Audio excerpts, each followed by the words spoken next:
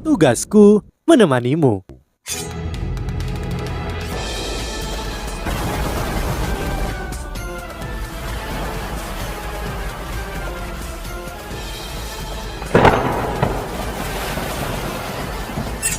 Hai sahabat Pasuk, kembali lagi bersama alur cerita versi novel Solen 2 Sekte Tang yang tak tertandingi. Jangan lupa like, subscribe, dan nyalakan tanda lonceng. Mari kita lanjutkan. Spiral kecil yang terbentuk setelah kekuatannya dilepaskan oleh dua inti jiwa bertabrakan mengalir ke meridian di dalam tubuhnya. Kekuatan jiwa yang terkompres murni dan kekuatan spiritual ini menyembuhkan luka Wo Yuhao yang patah dengan kecepatan yang luar biasa. Pedang penjaga kehidupan juga secara alami memelihara tubuh Wo Yuhao dengan energi kehidupan yang dipancarkannya. Hampir seolah-olah Wo Yuhao mendapatkan tubuh yang benar-benar baru. Ingatan itu melintas di benaknya sejenak sebelum menghilang. Sejujurnya bahkan Wo Yuhao tidak tahu bagaimana dia bisa berhasil. 6 rohnya sekarang tertidur dan tidak dapat menjawab pertanyaannya. Dia hanya tahu bahwa dia entah bagaimana berhasil. Dia percaya bahwa ke-6 rohnya pasti telah membayar mahal untuk membantunya. Setelah tubuhnya benar-benar pulih, dia melihat skala terbalik naga hitam di lantai. Segera, dia merasakan bahwa dewa binatang ada di langit di atasnya. Oleh karena itu dia meninggalkan ruangan pada saat ini. Dia tidak takut pada Ditian. Sosok Wo Yuhao berkedip dan menghilang dari sisi penatua Swan. Ketika tubuhnya berkedip lagi, dia sudah beberapa kilometer jauhnya dari parameter kota Trek. Titian mendengus dingin ketika dia mengambil langkah besar di udara dan muncul di depan Wo Yuhao. Saat dia mengangkat pedang naga hitam di tangannya, langit mulai gelap seolah-olah seluruh energi langit dan bumi berada dalam kendalinya. Saat ia menghancurkan kekuatan unsur-unsur alam ke dalam Wo Yuhao, Wo Yuhao menekan pelindung ke wajahnya saat armor perang Dewa Es melepaskan cahaya biru giok yang cerah. Setelah itu, belati pendek muncul di tangannya. Wo Yuhao segera mengangkat lengannya saat cahaya biru sepanjang 4 kaki muncul di belati. Selain itu, tampaknya ada lapisan kabut tipis di sekitar bilahnya. Udara di sekitarnya tampaknya berhenti ketika dingin yang ekstrim merembes ke seluruh udara. Bahkan tentara Kekaisaran Ryu yang jauh dari pertempuran bisa merasakan jatuhnya suhu. Pupil Ditian tiba-tiba terkonsentrasi saat pedang naga hitam di tangannya langsung menuju Wo Yuhao.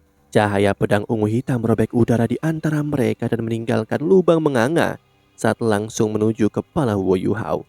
Pedang tidak hanya mengandung kekuatan kegelapan tetapi juga kekuatan spasial. Kekuatan dewa binatang terletak pada bagaimana dia bisa menggabungkan kekuatan tipe gelap dan spasialnya. Pada saat ini, untuk alasan yang tidak diketahui, kekuatan yang dia pinjam dari hutan Stardust sudah mulai surut seperti ombak. Wo Yuhao tidak mencoba menghindari pedang saat dia melambaikan belati di tangannya untuk memblokir cahaya pedang yang datang dari Ditian. Ini adalah kekuatan yang bahkan penatua Swan tidak dapat blokir secara langsung. Terkesiap, kejutan bisa terdengar dari belakang penatua Swan. Yan Shaoze, Shenlin, dan yang lainnya telah tiba di sisinya. Mereka semua tercengang ketika mendengar Wo Yuhao menantang Ditian. Mereka tidak bisa mengerti apa yang coba dilakukan oleh Wo Yuhao.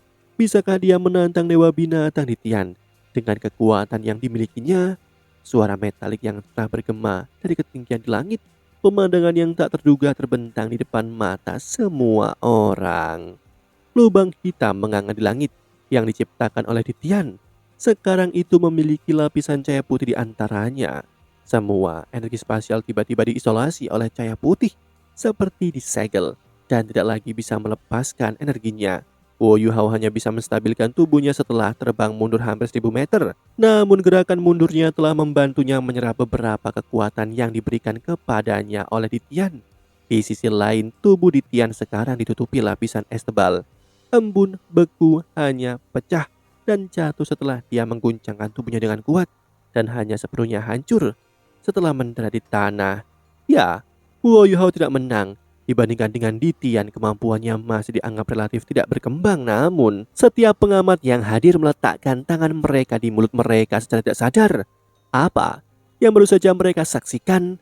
Mereka baru saja melihat seorang manusia yang baru berumur 20 tahun sedikit lebih memblokir pukulan Ditian secara langsung. Ditian mengerutkan kening saat dia merenungkan interaksinya sebelumnya. Tidak ada yang memiliki kesan tabrakan yang lebih dalam darinya. Meskipun embun beku di permukaan tubuhnya telah hancur, dia masih bisa merasakan betapa terbelakangnya sirkulasi darah dan kekuatan jiwanya. Ini disebabkan oleh suhu es yang ekstrim. Dia benar-benar bisa menyegel energi spasialku dan memberikan es pamungkas pada tubuhku. Yu Hao juga terguncang, namun itu disembunyikan di balik armornya. Wo Yu Hao tiba-tiba menghilang seperti fata morgana. Bahkan dewa binatang yang telah berfokus pada Wo Yu Hao hanya bisa merasakan sedikit distorsi di udara sebelum kehilangan targetnya. Ekspresi khawatir mulai terbentuk di wajah Tian. Dia akhirnya menyimpulkan bahwa dia telah meremehkan Wo Yu Hao.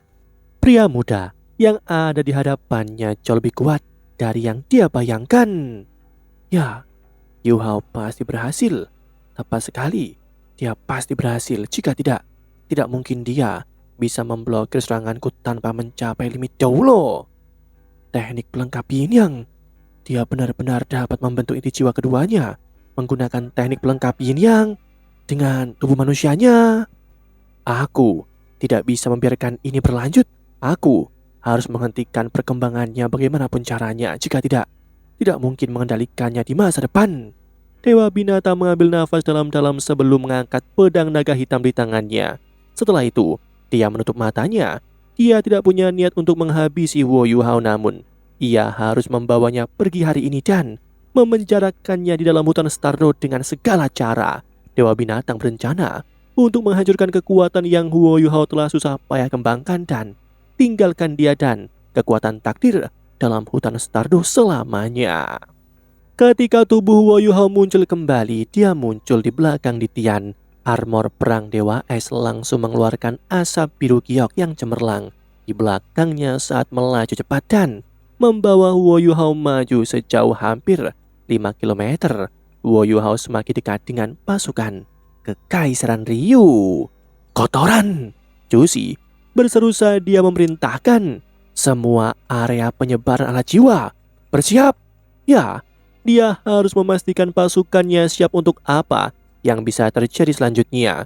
Wo Yu Hao tidak diragukan lagi, berusaha membawa kehancuran apapun dalam bentroknya dengan Tian ke area camp militer Kekaisaran Ryu. Fakta bahwa Wo Yu Hao mampu menahan satu pukulan dari Tian berarti dia cukup dekat dengan level limit Doulo.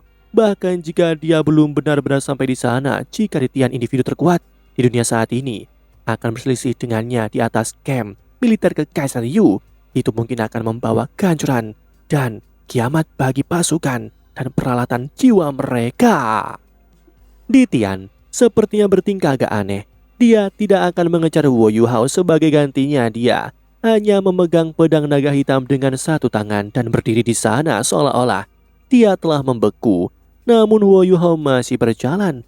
Dengan kultivasinya, ia hanya perlu berlari beberapa saat untuk menempuh jarak puluhan kilometer. Tak lama pasukan Kekaisaran Ryu berada di bawahnya. Segera, domain gangguan spiritualnya dirilis. Dia ingin memastikan tidak ada seorang pun di bawahnya yang dapat menentukan lokasi tepatnya. Daerah penyebaran alat jiwa tidak dapat menyerang saat ini. Mereka hanya bisa menyaksikan ketika alat pengintai jiwa mereka mencoba yang terbaik untuk menemukan di mana tepatnya Wo Yu Hao berada. Saat ini, Tian tiba-tiba bergerak. Gerakannya sangat sederhana dan elegan saat ia membalik di udara sebelum memegang pedang naga hitam dengan kedua tangannya. Bukan satu, pedang raksasa tiba-tiba melepaskan cahaya pedang ungu hitam menyilaukan di udara, namun cahaya pedang hanya muncul sebentar sebelum menghilang. Sungguh aneh melihat serangan Tian menghilang setelah dia tampaknya membuat tebasan habis-habisan di udara, namun seluruh langit mulai berputar dan berbelok saat awan ungu hitam lebat yang tergantung di tanah di bawahnya mulai menghilang. Matahari muncul kembali dan melanjutkan penyinaran sinar matahari ke tanah di bawahnya, namun tidak ada yang bisa merasakan kehangatan dari sinarnya. Penatua Suan merasakan seolah-olah jantungnya berdetak kencang saat ini. Tian yang baru saja menyelesaikan gerakan menebasnya tampaknya telah kembali ke keadaan tenang, namun dia telah berbalik saat dia menatap ke arah camp militer Kekaisaran Ryu. Wo Yu Hao muncul kembali, namun kali ini dia tidak lagi di udara tetapi di tanah. Dia berdiri di dalam camp militer Kekaisaran Ryu. Dia berdiri di sana dengan tenang seolah dia merasakan sesuatu. Tangannya memegang belati saat dia melihat sekeliling dengan waspada. Para prajurit di sekitarnya dapat melihat kehadirannya secara instan, namun tidak ada yang berani menantangnya. Bahkan para istri jiwa di sekitarnya tidak memiliki keberanian untuk melawannya. Tak satu pun dari mereka yang cukup bodoh untuk percaya diri bahwa mereka bisa menantang seseorang yang baru saja berhasil menahan pukulan dari dewa binatang di Tian. Suhu udara di sekitar Huo Yuhao langsung jatuh. Setiap tempat dalam jarak 1000 meter darinya sekarang dipenuhi dengan aura dingin. Seluruh armor perang dewa es yang dia kenakan sekarang telah mengambil warna biru giok. Belati embun pagi yang ada di tangannya sekarang memancarkan cahaya yang bersinar. Arus dingin melonjak dalam kabut es putih. Sosok perlahan terbentuk di belakang Huo Yuhao. Sosok ini memiliki rambut emas panjang itu mengambang di belakang Huo Yuhao saat mengungkapkan senyum di wajahnya. Salah satu pupilnya berwarna hitam sedangkan yang lain putih. Huo Yuhao mendengus saat dia tiba-tiba melambaikan belati embun pagi ke atas. Tindakan ini sangat ringkas tetapi berisi banyak kekuatan. Di sisi lain, perintah Jushi sedang diperluas di seluruh pasukan. Semua area penyebaran alat jiwa dan alat jiwa pertahanan yang terhubung aktifkan dengan kekuatan penuh. Jangan menahan diri. Kekaisaran Ryu beruntung memiliki seluruh jiwa yang siap untuk mengatur area penyebaran alat jiwa mereka. Semua alat jiwa pertahanan dan serangan mereka yang terhubung sudah diisi dan siap untuk digunakan. Perintah Jushi segera dilaksanakan. Beberapa penghalang yang bercahaya dengan cepat terbentuk di atas camp-camp militer ketika mereka menyelimuti volume besar ruang di bawahnya. Pada saat ini celah yang tidak mencolok tiba-tiba terbentuk di depan Huo Yuhao. Setelah itu, cahaya ungu berkedip dari dalamnya. Huo Yuhao memindahkan belati embun pagi dan berhasil memblokir pukulan dari cahaya ungu. Suara metalik yang cerah bergema di udara. Tubuh Huo Yuhao bergetar dengan kuat, seolah-olah dia berusaha jadi setrum. Jumlah energi destruktif yang gila menyebar ke setiap sudut tubuhnya. Pada saat itu, dua inti jiwa pelengkap yin yang tampaknya telah berhenti bekerja. Bahkan Huo Yuhao mendapati dirinya tidak mampu berpikir. Tiba-tiba, belati embun pagi mengeluarkan suara dengungan yang cerah saat bilahnya mulai bergetar. Bahkan itu bergetar sangat cepat sehingga tampaknya memiliki beberapa bilah. Beberapa pusaran air biru tua mulai terbentuk di armor perang dewa es. Pusaran air mulai mengembang dengan geram. Pada saat yang sama, Huo Yuhao merasa seolah-olah semua yang ada di dalam dirinya telah berhenti. Setelah itu, dia bisa merasakan kekuatan menakutkan yang disalurkan ke tubuhnya oleh pedang naga hitam yang merobek segala yang ada di dalam dirinya. Sensasi ini terasa mengerikan, bahkan itu sangat menakutkan. Dua sosok mulai muncul di belakangnya. Kedua sosok itu terlihat sangat mirip dengan yang terbentuk di belakang Tian sebelumnya. Itu juga matahari dan bulan, namun sementara Tian memiliki matahari hitam dan bulan ungu. Matahari Huo Yuhao berwarna emas dan bulannya berwarna biru cerah. Setelah mereka muncul, energi mistis mulai muncul di tubuhnya. Energi ini seperti lem kuat yang menggabungkan kembali bagian-bagian tubuh Huo Yuhao yang telah dihancurkan oleh serangan Tian. Tian mengamati semua ini dari jauh. Sebelumnya, dia hanya menduga bahwa Huo Yuhao telah berhasil membentuk inti jiwa keduanya dengan teknik pelengkap yin yang sekarang. Dia yakin Huo Yuhao berhasil. Dia telah berhasil melakukannya. Penampilan mistis matahari dan bulan adalah simbol dari teknik pelengkap yin yang. Dia telah benar-benar berhasil mengolah inti jiwa keduanya menggunakan teknik pelengkap yin yang. Dia telah berhasil mencapai suatu prestasi yang belum pernah terjadi dalam kalangan manusia. Bahkan Tian mulai takut akan potensi yang ditampilkan oleh Huo Yuhao. Pria muda ini tumbuh terlalu cepat. Meskipun Tian tidak percaya Huo Yuhao dapat membentuk inti jiwa ketiganya untuk menjadi limit dolo, yang masih sedikit waspada terhadap kekuatan dan potensi yang dia tunjukkan.